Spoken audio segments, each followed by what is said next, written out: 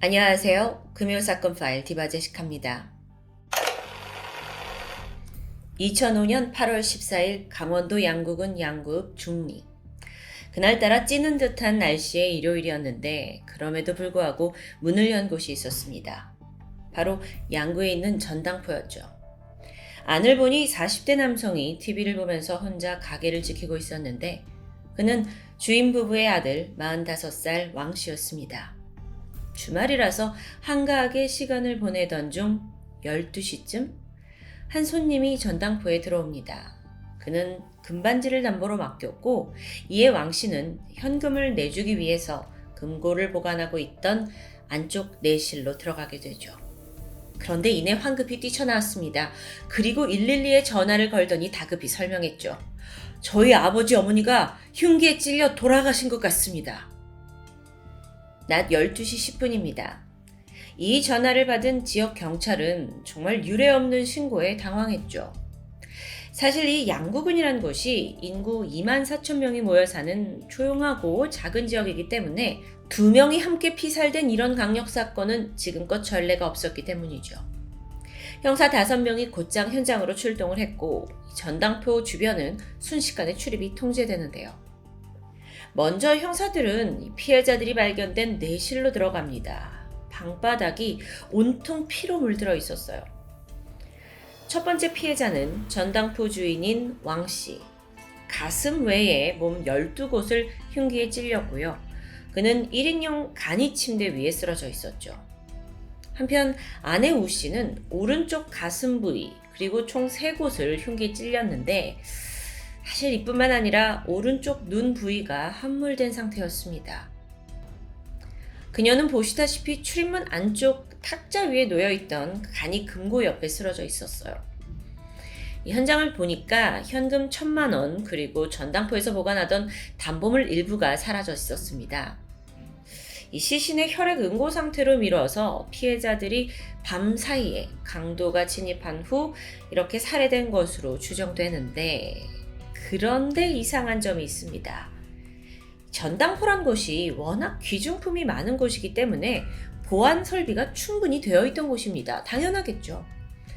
침입을 완전히 봉쇄하는 촘촘한 창살은 물론이고 입구에 셔터도 설치되어 있고 심지어 경보기 뿐만 아니라 경찰서로 바로 연결되는 비상벨까지 있던 상황입니다.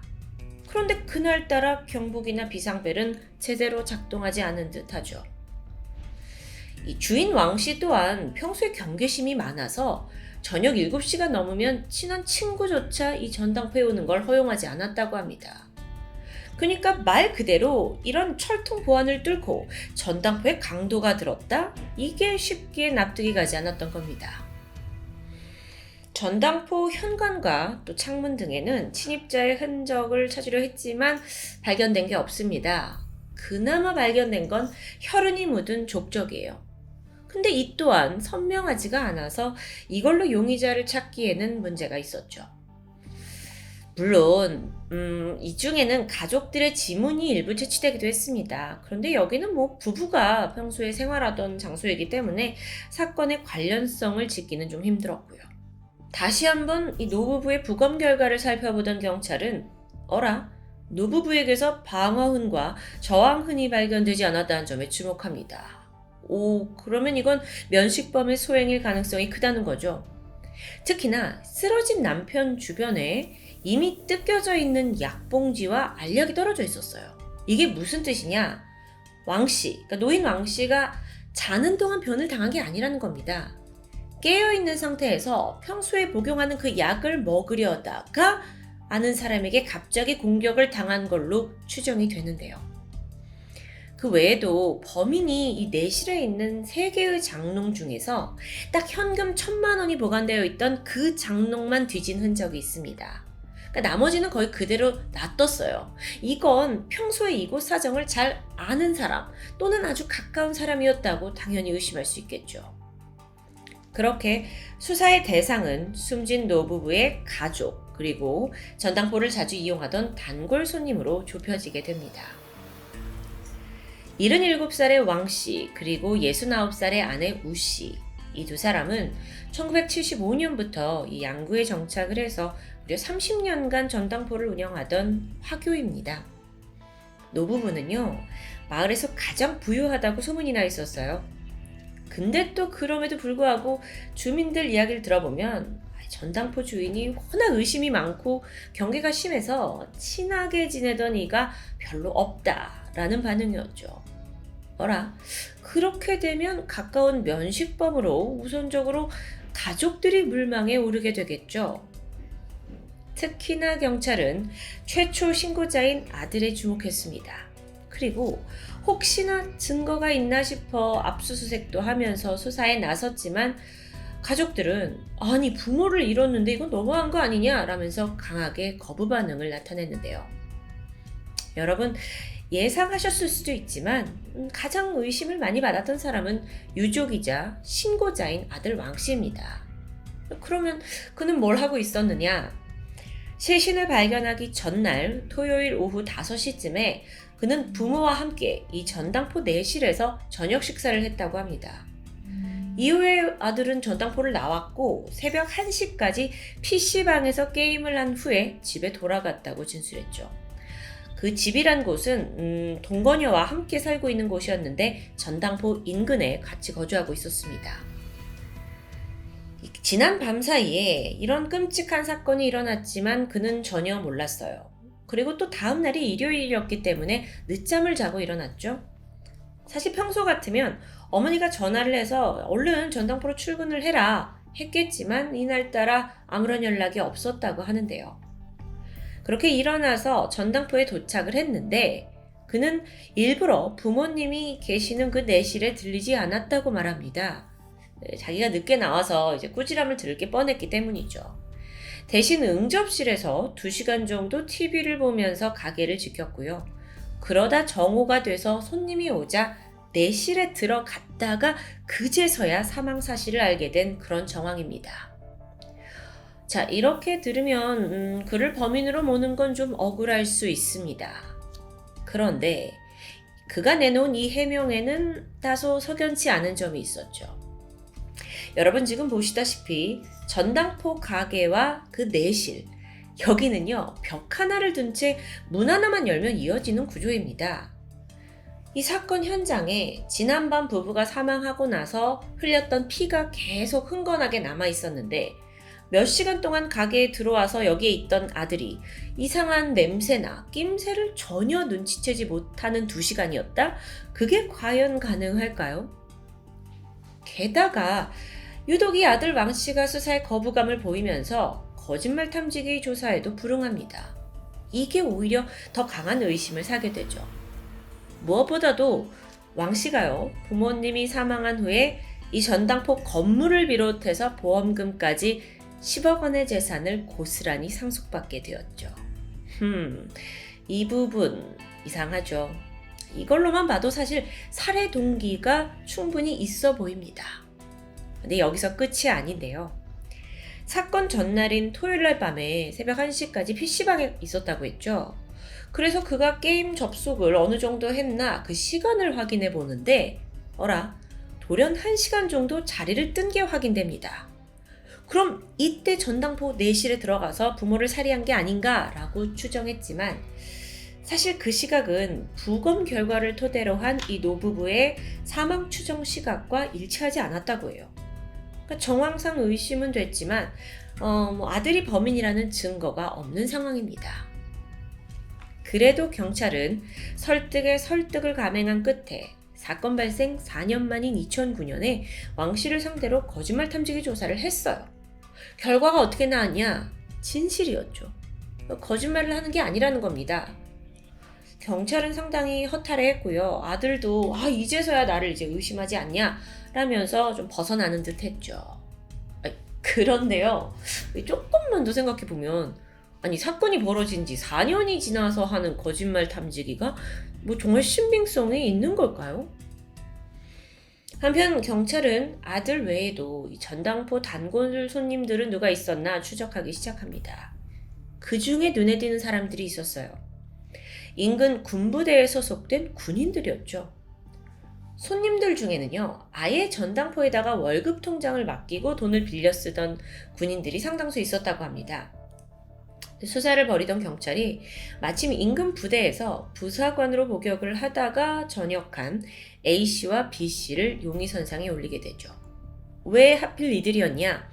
알아보니까 A씨는 동료가 과거 이 전당포에서 200만 원을 대출할 때 연대보증을 서준 일이 있습니다. 그러다가 자기가 이 돈을 대신 갚게 되었죠.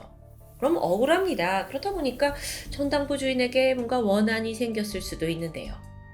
근데 정작 A씨한테 가서 신문을 해보니까 자기는 이 노부부와 전혀 채무관계가 없다라면서 반발을 했죠. 근데 또 기록상으로 실제 노부부가 A씨를 상대로 돈을 갚지 않는다라면서 소송을 제기해둔 상태였고요. 앞뒤가 맞지 않는데요. 충분히 의심을 살만했습니다. 그럼 B씨는 어땠냐?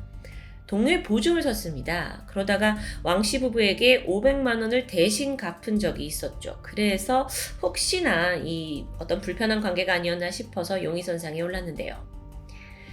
경찰은 가장 기본적으로 그 사건이 벌어진 그날 이들이 어디에 있었는지 알기 위해서 휴대폰 통화 위치를 확인하게 됩니다. 그리고 보니 두 사람 모두 알리바이가 성립되었죠. 그렇게 군인 A씨, B씨 또한 용의선상에서 제외됩니다.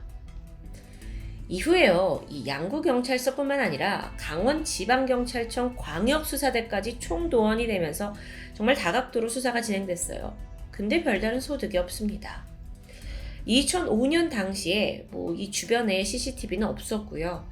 버스에 붙어있던 블랙박스까지 입수를 해서 살펴봤지만 용의자가 추려지지 않았죠. 그렇게 미제로 남아버린 사건. 이게 끝은 아니었습니다. 2011년에 강원지방경찰청에 미제 전담팀이 생겨요. 그러면서 재조사의 움직임이 있었죠.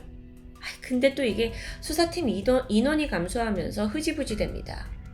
4년 후인 2015년에 이 사건의 살인죄 공소시효가 완전히 폐지됐죠. 그러면서 희망이 생겼는데 문제는 단서가 턱없이 부족하다는 겁니다. 시간이 많이 흐르면서 이 전당포 자리조차 공터로 변해버렸어요. 현장이 없어져 버리니까 이 사건은 거의 영구 미제 사건이 되는가 하고 여겨졌죠. 그러던 2020년 7월입니다. SBS 그것이 알고 싶다를 통해서 이 사건이 재조명되죠. 그러면서 새로운 사실이 드러나는데 아들 왕씨 인터뷰가 이 방송에 포함이 됐던 겁니다.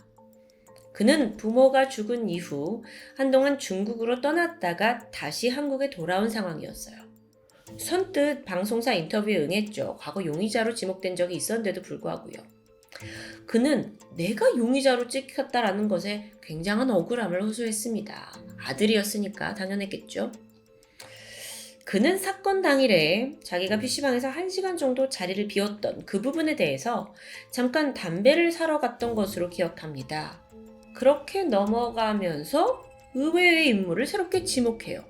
그게 바로 왕씨와 당시에 사귀던 동거녀 박씨였습니다. 박씨? 박씨는 그 당시에 다방에서 일하고 있었어요. 그런데 동시에 이 전당포 일에도 꽤 깊숙이 관여했다고 하죠. 전당포의 장부 정리를 도맡았다고 해요. 그럼 꽤 중요한 직책인데요. 그러고 보니까 박씨도 이 전당포에 자유롭게 드나들던 사람 중에 유일하게 가족이 아닌 인물이기도 했죠. 어라.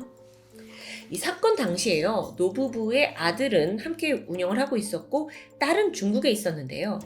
그 딸 또한 오빠의 동거녀 박씨를 용의자로 지목했습니다. 피해자의 지인들도 평소 이 노부부가 동거녀를 탐탁지 않아 했다고 증언했고요. 아이러니하게도 당시 왕씨와 이 동거녀 박씨 사이조차 삐걱대고 있었다고 합니다. 그런데 당사자의 이야기를 들어봐야겠죠? 박씨는 이게 무슨 소리냐 라면서 나는 굉장히 노부부와 사이가 좋았고 반박을 합니다. 그러면서 다시 아들 왕씨를 유력한 용의자로 지목하게 돼요. 이 박씨 이야기를 들어보니까 왕씨가 그 사건이 일어나기 며칠 전부터 PC방 창업 문제로 부모와 사이가 좋지 않았다고 해요. 부모에게 5천만 원을 좀 빌려달라 요구했는데 거절당했다라는 것도 폭로하죠. 이 일은 당시 주민들 사이에서도 꽤 유명했다고 하는데요. 그래서 알아보니까 왕 씨는 예전부터 PC방을 차리고 싶어 했습니다. 하지만 이미 2번이나 사업 실패했던 아들이기 때문에 노부부가 더 이상 신뢰할 수가 없었던 겁니다. 그래서 그 중국에 있는 딸한테는 통장 비밀번호까지 알려줄 정도였는데 아들한테는 옆에 사는데도 불구하고 금전적인 도움을 거의 주지 않던 상황이었죠. 이제 사실 그게 또 그럴만한 게 왕 씨가요. 그 게임 리니지에 한참 빠져 있었다고 그래요. 현질도 많이 하는 약간 중독 수준이었고요. 마땅한 직장도 없는 아들인데 게임 중독 상태다. 겨우 아버지 전당포에서 일을 하고 있었는데 이런 아들을 아버지가 좀 못 믿어 했던 것도 맞고요. 그렇다면 범인이 아들이란 말일까요? 과연 그 동거녀 박 씨의 말이 사실인지 진실을 파헤치기 위해 최면 수사가 이뤄졌습니다. 그리고 이때 박 씨가 새로운 기억을 떠올리게 돼요. 시신 발견 전날인 그 2005년 8월 13일 토요일에 오후 5시에서 6시 사이쯤 박 씨가 전당포 근처를 지나다가 우연히 그 앞에 쪼그려 앉아있는 왕 씨를 발견합니다. 근데 이때 전당포 셔터가 반쯤 내려가 있었죠. 박 씨가 안에 부모님 계시냐? 라고 물어보는데 아들 왕 씨가 안 계신다. 그래, 운동하러 가셨나? 라고 중얼거렸다고 합니다. 여기에 박 씨가 더운데 노인네들이 미쳤나? 라고 받아치게 되죠. 이 기억을 해내게 된 건데요. 자, 이 짤막한 순간 이게 아들 왕 씨에게 굉장히 불리하게 해석됩니다. 왜 그러냐면 여러분 앞서 기억하시나요? 왕 씨는 오후 5시에 부모님과 저녁 식사를 했다고 진술했습니다. 그런데 굳이 박 씨에게 그때 말을 한 건 부모님이 안 계신다고 운동하러 가신 것 같다고 말을 했죠. 오라, 또 다른 모순점도 발견됩니다. 왕 씨는 조사 당시에 자신이 출근을 했을 때 전당포 셔터가 올라가 있었다고 했어요. 문이 열려 있었다고 진술했죠. 그래서 부모님이 당연히 안에 계시는 거다. 그러니까 문을 열어놨다라고 생각을 했다는 겁니다. 자, 그렇다면 이 전당포의 문 상태가 굉장히 중요해지는데요. 박 씨는 그 전날에 셔터가 반쯤 닫혀 있었다고 했어요. 정말 왕 씨 말대로 아침에 열려 있었던 걸까요? 상황이 어땠는지 정확히 알 필요가 있는데 이때 중요한 목격자가 등장합니다. 바로 인근 PC방 사장님이에요. 오늘 사건엔 참 PC방이 많이 나오네요. 그의 기억을 되짚어보면 새벽 2시 퇴근을 하던 길에 문득 본 그 전당포의 셔터는 굳게 내려가 있었다고 합니다. 시간적으로 이때 부부는 두 분 다 안에서 이미 사망한 상태였죠. 자, 그렇다면 아침에 셔터가 올라가 있었다는 왕 씨의 주장은 거짓이 됩니다. 경찰은 만약에 다음날 왕 씨가 전당포 문을 직접 따고 들어갔을 수도 있다. 그럼 그가 열쇠를 소지하고 있었을 거라고 생각하고 수색을 했는데 근데 또 열쇠는 찾지 못했어요. 이 와중에 왕 씨는 뭐라고 하냐? 나는 전당포 문을 연 적이 없다! 라면서 모르쇠로 일관했고요. 여러분, 결국 이 사건은 아들 왕 씨로 모든 화살이 몰리는 듯 했지만 그를 범인으로 지목할 만한 물증이 없습니다. 그래서 지금까지 장기미제 상태에 머물러 있고요. 이 사건을 접한 한 범죄 전문가는 아들 왕 씨가 가장 쉽게 이 범행을 할 수 있는 사람인 건 분명하다라는 의견을 밝혔습니다. 그렇지만 결정적인 증거 없이 그 누구도 그를 범인이라고 단정 지을 수는 없겠죠. 2005년에 벌어진 사건, 이제는 17년 전의 일이 돼버렸지만 아직까지도 이런 방송을 통해서 사건을 알리며 그날의 비극이 전해지고 있습니다. 왜냐고요? 어디엔가 존재하고 있을 그 범인이 혹여라도 완전 범죄를 했다는 승리감에 도취되어 있지 않을까 싶어서겠죠. 그 범인의 죗값은 시간이 지나도 결코 가벼워지지 않을 겁니다. 지금까지 금요사건 파일 디바제식합니다.